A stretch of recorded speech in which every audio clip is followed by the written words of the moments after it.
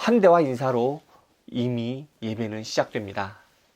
환대가 없으면 예배는 시작되지 않습니다. 생각하는 신앙 우러나는 복음 믿음 향기.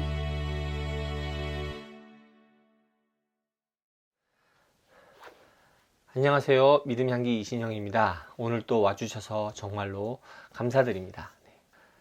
흔히들 초대교회를 회복해야 한다라는 이야기를 참 많이 합니다. 그런 우리에게 1세기 기독교의 모습을 살짝 보여주는 책들이 좀 있습니다. 그런 시리즈로 로버트 뱅크스가 쓴 1세기 기독교 시리즈가 많이 알려져 있는데요. 이번에 그 시리즈의 세 번째 책이 나왔습니다. 그래서 한 권씩 해서 세 번에 걸쳐 소개하고자 합니다. 오늘 소개할 책은 그 첫 번째 책, 그 첫 번째 책인 1세기 교회 예배 이야기입니다.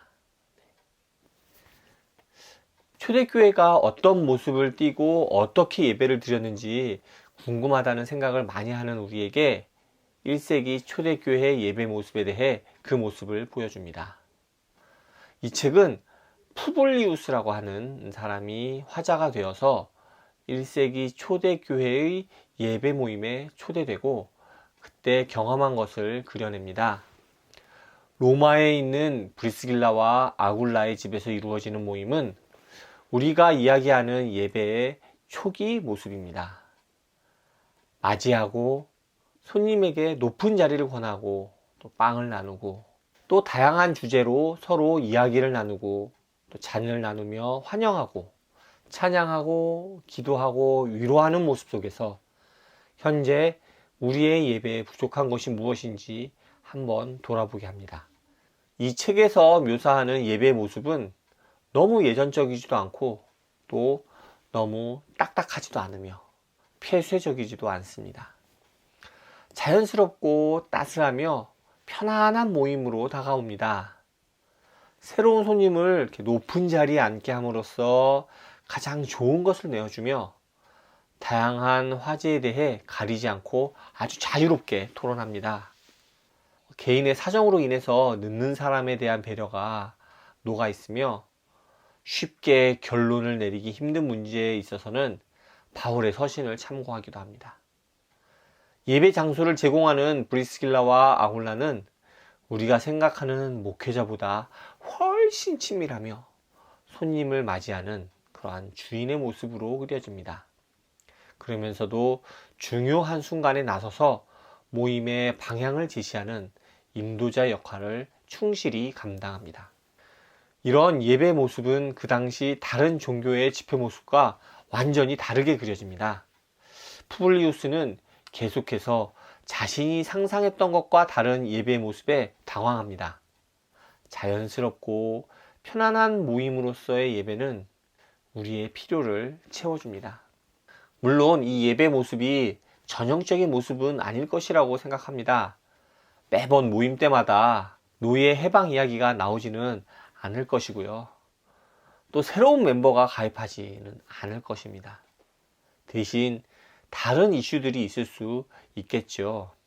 어쨌든 큰 느낌이나 흐름은 묘사한 바와 크게 다르지 않을 것으로 예상합니다. 현재 우리 예배와 교회를 한번 생각해 봅니다. 지금의 교회는 그때 모임보다 훨씬 크고 화려합니다. 목회자가 선포하는 말씀을 예배의 중심에 두고 다양한 직분들로 그 역할이 나눠져 있습니다.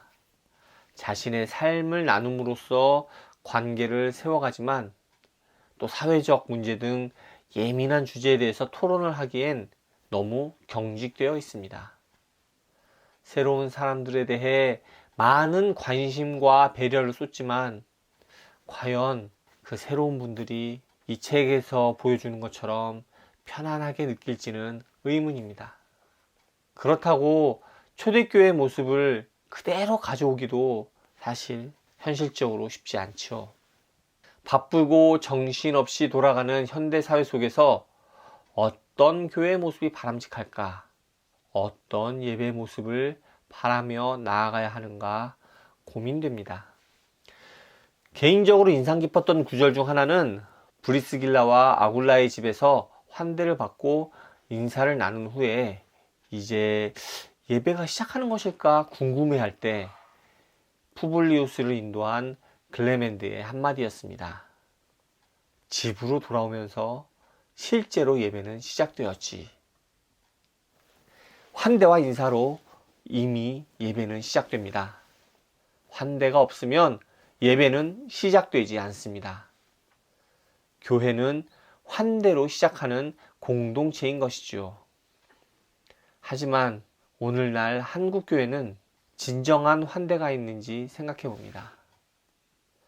물론 환대가 넘치는 교회도 있겠지만 전체적으로는 환대보다 혐오가 넘치는 모습을 보여주는 게 더 많지 않나 조심스레 생각해 봅니다. 오늘 준비한 내용은 여기까지입니다. 예배와 함께 환대를 실천하는 교회가 되기를 간절히 기도합니다. 감사합니다. 다음에 또 오세요.